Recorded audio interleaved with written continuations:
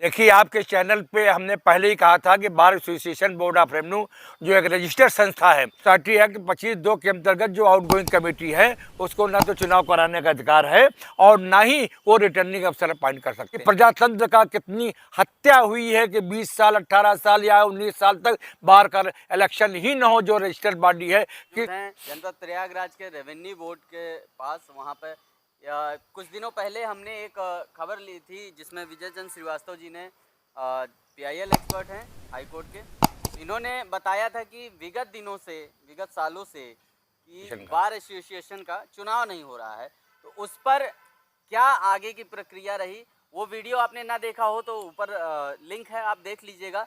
उस पर क्या आगे की प्रक्रिया रही हम ये जानना चाहेंगे। सर, आगे क्या उस पर बढ़ोतरी हुई या क्या हुआ, आप बताएं थोड़ा सा। देखिए, आपके चैनल पे हमने पहले ही कहा था कि bar association board of revenue जो एक रजिस्टर्ड संस्था है और जिसका विगत लगभग 20 वर्षों से चुनाव नहीं हुआ, और जो चुनाव न होने के कारण मैंने सुनीता शर्मा एडवोकेट की ओर से माननीय उच्च न्यायालय में PIL दाखिल करी और PIL में कोई आदेश न हो, अन्यथा उसके डर के मारा बार एसोसिएशन के यहाँ जो आउटगोइंग पदाधिकारी हैं उन्होंने बार एसोसिएशन का इलेक्शन डिक्लेयर किया और श्री मनीष जी और 2-3 लोगों और जो इसके रिटर्निंग अफसर बनाए गए।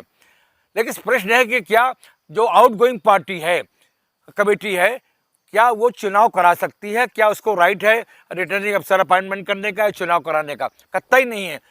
रजिस्टर्ड सोसाइटी एक्ट 25(2) के अंतर्गत जो आउटगोइंग कमेटी है उसको ना तो चुनाव कराने का अधिकार है और ना ही वो रिटर्निंग अफसर अपॉइंट कर सकते हैं।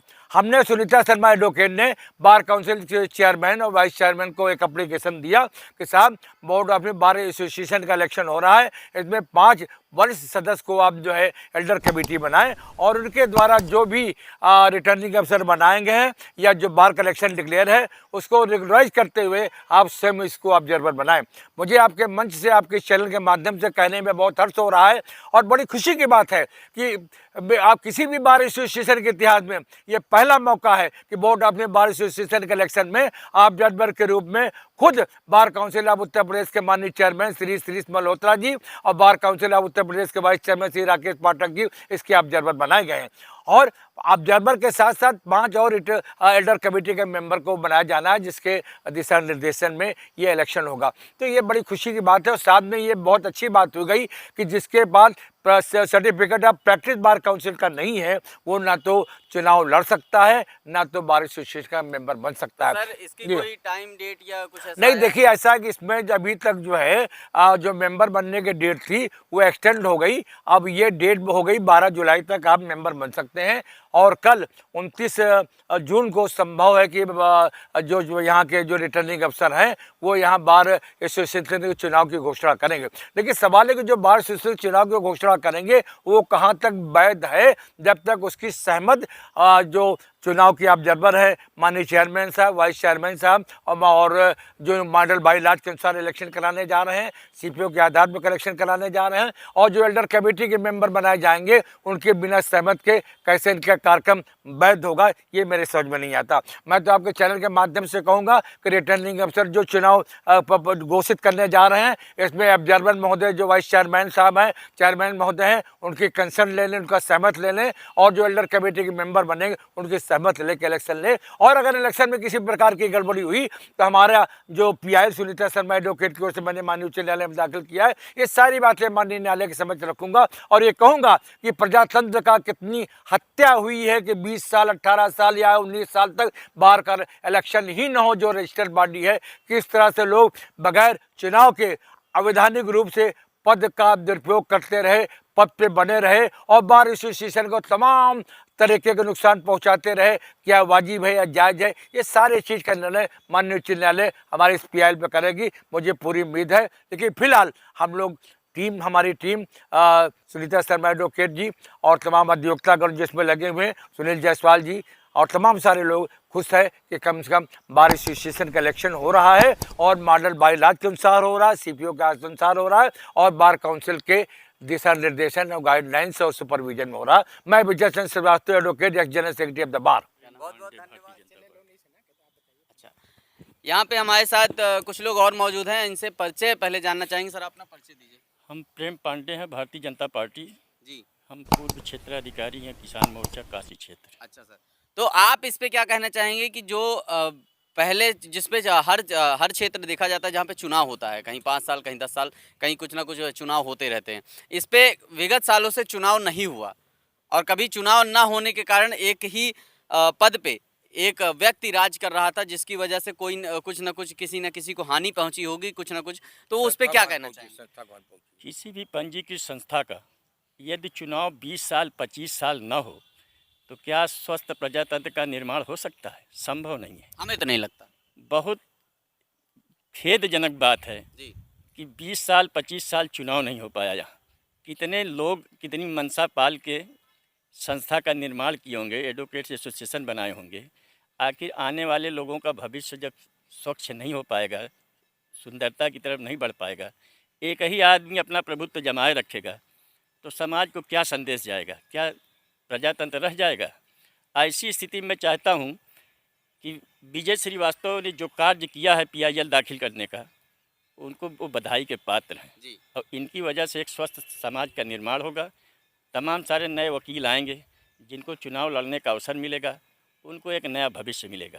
बिल्कुल सही बात है, बहुत अच्छी बात है कि चुनाव होना भी चाहिए और चुनाव होने से एक डर, एक भय भी होता है कि अगर हमारी सीट आगे नहीं आई तो क्या होगा, इसकी वजह से काम भी करना पड़ता है। भाई, नौजवानों में उत्सुकता कैसे बढ़ेगी अगर उनको अवसर नहीं मिलता काम करने का, और नए समाज के नए निर्माण में नए युवा पीढ़ी का योगदान नहीं होगा, जी। तो समाज का उत्थान कैसे होगा, विकास कैसे होगा?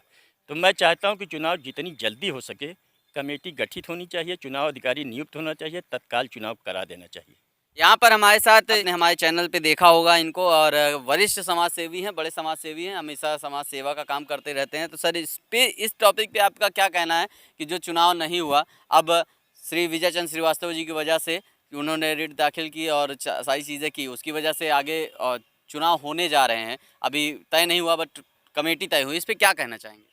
सबसे पहले तो एक बार फिर से आपके चैनल को बहुत बहुत धन्यवाद देता हूँ, उपस्थित लोगों को प्रणाम करता हूँ, जनता जनार्दन को। और जहाँ तक श्री प्रयागराज के यशस्वी वकील श्री विजय चंद्र श्रीवास्तव और सुश्री सुनीता शर्मा जी और उनके टीम के दादा पीके राय और विपिन पांडे, अभी अभी नया शामिल लड़का है जो कि बहुत ही उत्साही है, उसने भी इस प्रकरण में बड़ी मदद की है हमारे विजय जी की। और सुनील जायसवाल साहब उनके पुराने सहयोगी हैं। इसी प्रकार वो और उनकी समस्त टीम, सबका नाम गिनाना संभव नहीं है, बधाई के पात्र हैं। क्यों? लोकतंत्र, हमारे देश की खूबसूरती लोकतंत्र है, विश्व का सबसे बड़ा लोकतंत्र है।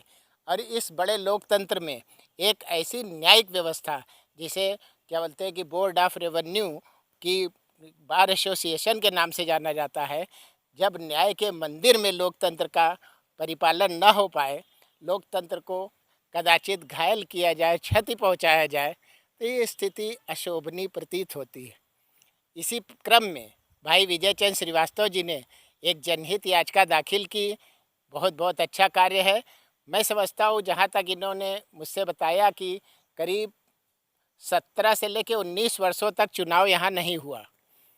इस अवधि में जो लोग भी चुनाव पर काबिज रहे, जाहिर सी बात है उनका स्वार्थ हो सकता है, और अपने निहित स्वार्थों के लिए जन आकांक्षाओं को तिलांजलि दिया, जनता को तिलांजलि दिया। कदाचित उनको अपने किए गए कार्यों पर विश्वास नहीं था, लोगों का विश्वास नहीं जीत सके, इसलिए वो अवैधानिक रूप से, और जैसा कि उनका बायलॉज कहता है, मॉडल बायलॉज, उसके विरुद्ध जाकर उन्होंने स्वेच्छाचारिता का परिचय देकर चुनाव नहीं कराया। और इस दिशा में बहुत ही दुर्धर्ष प्रयत्न करने के बाद जन समर्थन से विजय चंद्र श्रीवास्तव जी ने बीड़ा उठाया, और आज उनके सद प्रयासों से ये चुनाव होने जा रहा है। इस चुनाव में मैं धन्यवाद देना चाहता हूँ भाई श्रीश जी को, भाई राकेश त्रिपाठी जी को, जिन्होंने स्वयं को ऑब्जर्वर बनाकर इस चुनाव को निष्पक्ष और स्वच्छ रूप से लोकहित में, जनहित में और वादकारियों के हित में ऑब्जर्वर बनना स्वीकार किया है, और वो धन्यवाद के पात्र हैं। इस कड़ी में मैं ये कहना चाहूँगा आपसे कि इतने अवधि तक जब चुनाव नहीं होता है, तो यहाँ के जो मेंबर होते हैं उनकी वार्षिक सदस्यता शुल्क होती है। वो सदस्यता शुल्क जो है बार एसोसिएशन के खाते में जाती है, और बार एसोसिएशन के सदस्यों के हित में प्रयोग की जाती है। तो जो भी सदस्यता शुल्क की राशि हो, वो थोड़ी हो ज़्यादा हो, प्रश्न इस बात का नहीं है। उस राशि की हानि के लिए जो लोग भी जिम्मेदार हैं, चिन्हित करके, जैसे हमारे यशस्वी मुख्यमंत्री जी का एक अभियान है कि जो नुकसान करता है उससे वसूली होनी चाहिए। तो मैं भी सुझाव देता हूँ छोटा सा कि भाई जिसने भी ऐसा नुकसान किया हो उससे व्यक्तिगत रूप से वसूली कर ली जाए। बहुत बढ़िया बात है, जिसने नुकसान किया उससे वसूली होनी चाहिए। और 1-2 महीने या साल की बात नहीं है, 17 साल या 18 साल या 19 साल की बात है। इतने सालों तक इसका दुरुपयोग होता रहा और नुकसान होता रहा बार एसोसिएशन का, तो ये वसूली ज़रूरी है। मैं ऐसा अनुभव करता हूँ, मित्र मुझे मालूम नहीं कि क्या है, लेकिन किसी भी संस्था की मजबूती के पीछे आर्थिक सुदृढ़ता होना समीचीन होता है। इस कारण से जो भी उस अवधि का रहा है चंदा, जो लोग भी आज तक काबिज रहे हैं उस पद पर, वैध रूप से या अवैध रूप से, ये उन सब की सामूहिक जिम्मेदारी होनी चाहिए। विशेष तौर से किसी भी संस्था में जो सचिव और अध्यक्ष होते हैं या महामंत्री अध्यक्ष होते हैं, अलग अलग जगह पे अलग अलग नामों से होता है, उन लोगों की विशेष जिम्मेदारी होती है। तो ये विषय उनका है मित्र, मैंने तो एक सलाह दिया, ये मेरा व्यक्तिगत मामला है। एक चीज़ और कहना चाहता हूँ, जब चुनाव हो जाएंगे, नई बॉडी आएगी, उत्साह से कार्य करेगी, लोकहित में, जनहित में, और क्या बोलते हैं, अदालतों बराबर बैठेंगी, तो वादकारियों का बड़ा हित होगा। मैं यहाँ आता हूँ तो मैं अक्सर देखता हूँ कि आज कोई माननीय सदस्य उपस्थित नहीं है। वादकारी बेचारा दूर से आया है, उत्तर प्रदेश के दूरस्थ अंचल से आया है, और वो बहुत उदास होकर लौट जाता है। उसका किराया भाड़ा चला जाता है, वो कदाचित यहाँ चाय पीने की स्थिति में नहीं होता और बहुत ही निराशाजनक स्थिति में वापस होता है। तो ये स्थिति ना आवे। जो भी सरकार द्वारा निर्धारित वर्किंग डेज़ हैं, उन वर्किंग डेज़ में यहाँ माननीय सदस्य बैठें और जनता को न्याय दें। ये बहुत ज़रूरी है। ऐसा मेरा आकांक्षा ही नहीं, ऐसी मेरी मांग भी है। बहुत बहुत धन्यवाद सर। और ये कहना चाहेंगे कि चुनाव बहुत ज़रूरी है। चुनाव इसलिए ज़रूरी है क्योंकि एक ही व्यक्ति अगर बैठा रहेगा तो उसको शासन नहीं कहते, उसको कुशासन कहते हैं। और ये बहुत ज़रूरी है कि चुनाव होते रहें।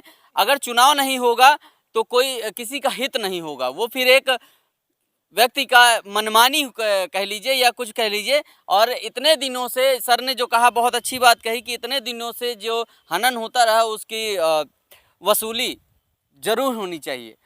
बहुत बिना उसके संस्था में सुदृढ़ता नहीं आएगी ना। बिना उसके संस्था में सुदृढ़ता नहीं आएगी। बहुत बहुत धन्यवाद। यहीं से अपनी राय कमेंट में ज़रूर दें कि क्या होना चाहिए। धन्यवाद। यहीं से संदीप मिश्रा।